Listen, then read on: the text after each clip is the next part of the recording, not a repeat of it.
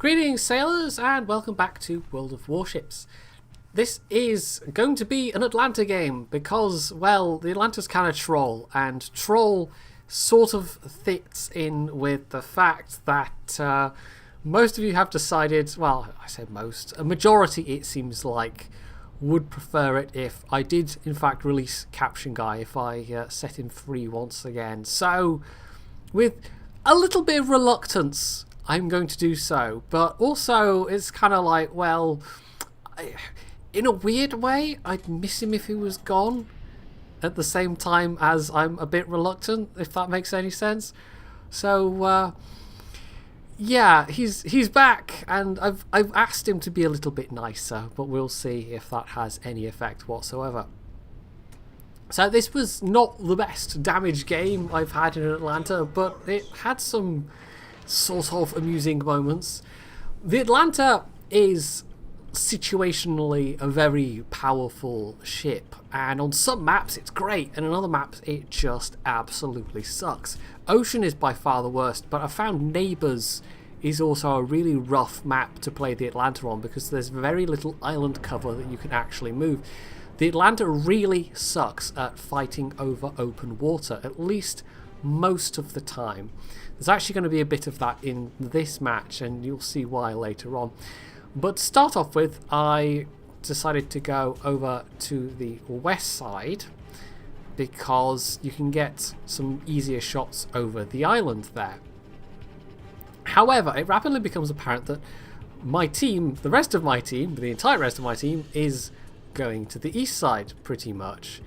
So that's not really like, if there's any enemy ships, like if it is one or two enemy ships, I might be able to hold them at bay, but there wouldn't be anything spotting for me basically, so I wouldn't really know they were there until they were pretty much on top of me, which would be awkward. But if there's more than a couple, well, the Atlanta would just be dead meat because it's a light cruiser. It does not really have much armour to speak of. Its greatest strength lies in its rate of fire and just the sheer number of shells it can pump out, combined with the really high shell arc. So what you can do is you can just sit behind islands and spam shells at people. And this obviously is most effective at battleships because they have a harder time dodging. If, however, you're mostly fighting against cruisers, then generally speaking they will have a much easier time getting out of the way. And so this is why when I say it's situational, you know, if you get the wrong map and there's a lot of cruisers and you're forced to fight over open water or whatever, you can end up just having a really terrible, awful game. And one thing I did learn when I was trying to do the ARP, the last bit of the ARP mission, which I think I mentioned earlier in the week, was that it's not really a great carrying ship. Well, this is another reason why I picked this one out. The chat was reasonably amusing, at least at the start. So yeah, I've had plenty of games where I've done okay in the Atlanta, but if your team isn't really up to scratch, then it doesn't have the armor, it doesn't really have the health, and it definitely doesn't have the range. So it becomes a bit tricky in those circumstances to really try and turn things around. It's a good ship if your team is decent and you're able to move up with your team and use cover and just spam shells at people. But otherwise, generally going head to head with other ships doesn't go that well. So I was slightly concerned that they might have some ships coming up the west side, but there's no point, like I've said, there's no point in me hanging around there myself. So what I'm going to do is I'm going to head over with everybody else, and I'm going to try and use the cover of the island to spam some shells at people, which Two Brothers is actually a pretty decent map for this ship. However, that kamikaze that's coming up the 7 line is taking his ship's name a bit too literally, and is in fact just going all in, and it's not going to go well for him. Now, so at this point he pops smoke, and I decide, do I use the... No, he pops smoke, but he's moving through it, so I decided not to use the radar consumable, which the Atlanta gets as of this patch. So he goes in, gets off a grand total of 2 torpedoes, I get the first kill, and that was that. What a waste of a ship, but I'm not going to complain too much. So there we go, that's 1 down.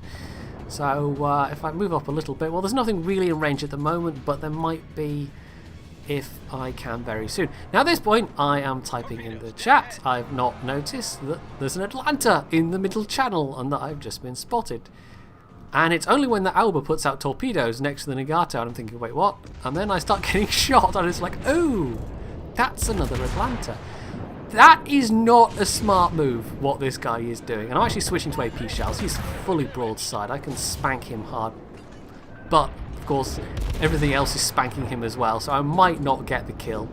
And, oh, he's backing off, so most of those ones missed. But, anyway. So I've taken a bit of damage from him, but this is just getting hammered.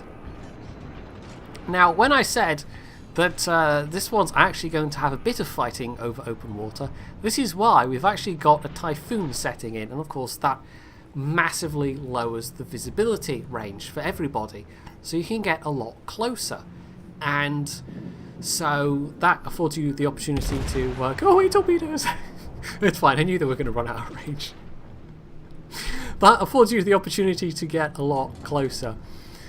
So if you do it right, you can sneak up on people, and if they're focused on other things, you can just start blapping away at them.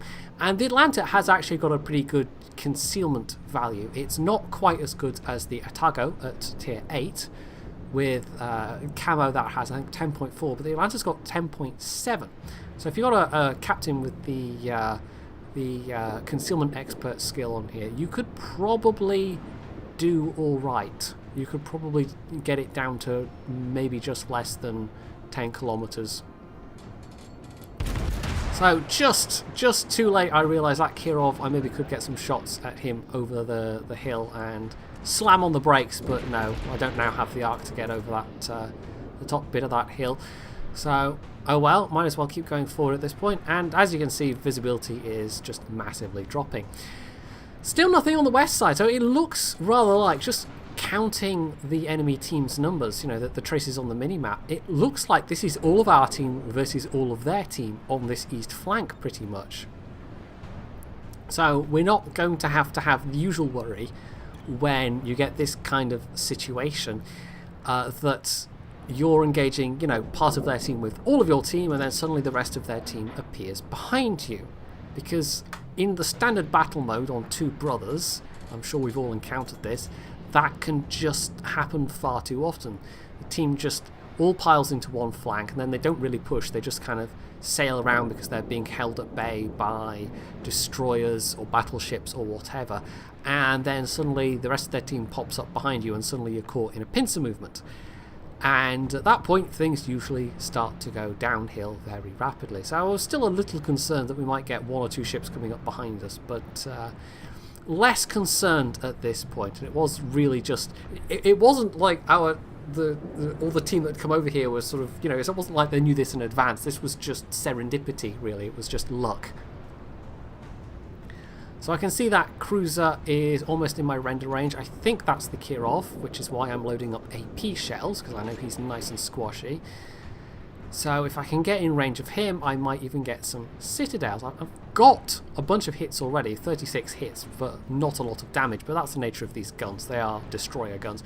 But the Kirov gets wiped out just as I get into visibility, so okay, that's fine. I briefly got spotted in the meantime, so that will have updated the enemy minimap's position, or well, my position on the enemy minimap, rather. Presuming they're using the traces, of course, that is a feature you have to go and turn on in the options. There's also now, and you might have noticed with the smoke, they've more or less implemented the smoke, well, I'll say more or less, they have implemented the smoke circles mod effectively, so you can see, you have to be fairly close up, but you can actually see what area of water is covered by smoke rings now. You don't have to go and install a third-party mod to do that. That's actually really very useful. So that smoke over there is like, that's too far away, but if I got a bit closer it will then suddenly put the rings on the water. So it doesn't tell you from far away. There are some limitations, but it does give you something. So some AP into that broadside for attacker. You've got to be quite close for the AP to be reasonably effective. And oh hello, there's a Farragut making a run. So queue up some HE shells. And I think this is the point where I do actually use radar. He smokes, but he's well within sight radar range, so I've popped the radar, and he's low enough. Well, this is the perfect opportunity to use radar, is when you've got destroyer that's low enough health and you've got the fast enough rate of fire to actually take care of them. So at this point I decided I'm going to experiment with some AP against the Cleveland, except he then starts to angle more towards us, so it's not really going to work. The AP shells on this, you need broadsides, really. You can with battleships especially. If you put AP shells into the superstructure, you can do a reasonable amount of damage just because you're putting out so many shells. But generally speaking with battleships, I tend to favour HE just because I like to set the fires and get that ticking damage going alongside the HE damage. Though of course you could sort of mix and match quite easily with the Atlanta. I probably should do that more against battleships. I should load up HE shells to set them on fire, and once the fires are going, switch to AP. So I'm just putting in a little turn here. I didn't want to turn the other way because I would have run myself aground, which would have been a bad idea. However, that's put me, even though we're really not far away, the Typhoon's still going, so it's put me quite far away from those ships, or far away enough that I can't actually see them anymore. We've actually come down to now only a couple of ships on each side. We've still got a slight numbers advantage, but the main thing at the moment is that we are capping. And this is one of those times when actually this is close enough that we might want to cap. Maybe, because that Indianapolis is not going to last too much longer, and the Colorado doesn't exactly have a lot of health either. So I'm going to get back into render of whatever this ship is, and oh, it's the enemy Colorado, and he's got a lot of health. Okay. I actually still had AP loaded at this point. You'll get to see what AP does against... it's going to be a pretty reasonable salvo. So that's going to be in the superstructure, and 2,000. But of course that doesn't get me fires. So I was hastily making a turn here, but he's still got his guns on the Colorado. So just keep pummeling him. Might get a fire or two, and there we go. There's a fire. And he's actually not far from pulling out of my render again, and he's taken out that other Colorado, so yeah, okay. More AP, just to see how that goes. So I'm actually not going to engage him head on. I don't think that would be a particularly good plan. And there's the other Atlanta, so okay, let's turn bow in towards him. So again, HE, we're both bow on towards each other. He's actually got a hit points advantage, but he actually starts to turn. And I think, oh, okay, let's get some AP going. This could be glorious. Now, I don't lead that very well. That would be fine if it was regular cruiser AP shells, but no, I'm in the Atlanta, so you need to lead a bit more. However, we're about to cap, and I wasn't even paying attention to that. I wanted to milk some damage out of that guy, but no, it probably was a good thing that we capped in that one, because it was a very close game, as it turned out. So not the most damage I've done in Atlanta by far, but it was still...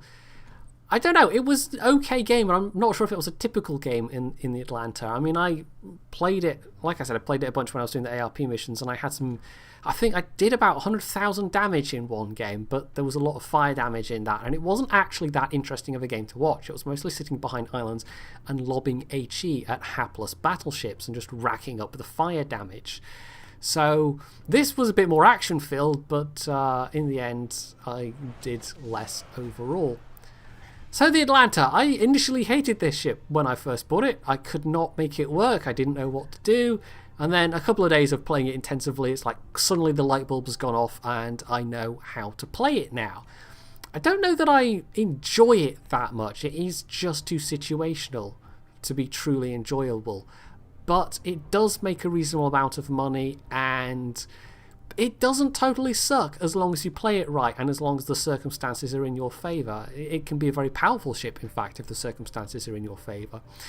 But it's for all those other times when it does suck that just makes me reach for other ships if I want to make credits. The Tirpitz, or the Molotov, or the Arizona, or the Otago. There are much more reliable ships I can play that are more enjoyable consistently to play than this thing. So there we go, the Atlanta and Caption Guy. Hello, Caption Guy, how you doing? hopefully you've enjoyed this video, and if you have, you can leave any comments below. You can hit that like button. You can sub to my channel if you aren't already, and as always, stay tuned for more.